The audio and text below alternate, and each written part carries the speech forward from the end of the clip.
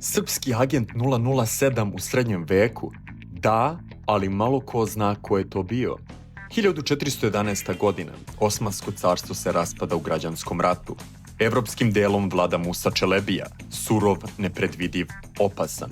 Jedan balkanski vlastelin do juče ratuje protiv njega, ali plima rata se menja.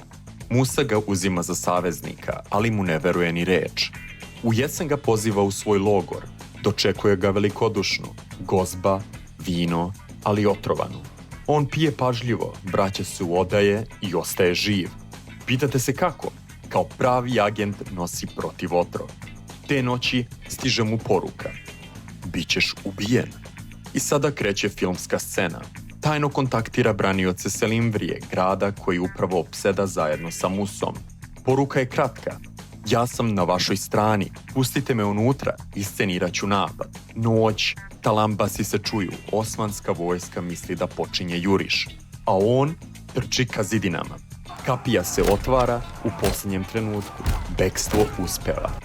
Ali deo njegove pratnje, koji nije znao plan, gine. Zima u Selimvriji, kopnom nema izlaza. Jedini spas, more.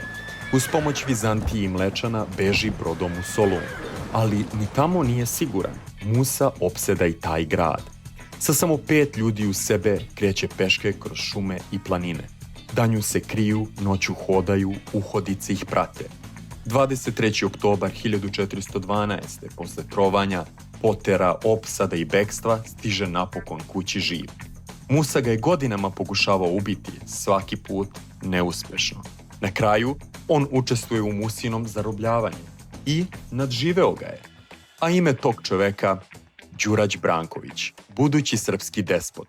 I verovatno najbliže što je srednji vek imao agentu 007. Da li ovo najluđi beg srednjovekovne istorije? Ako znate luđi, pišite u komentarima.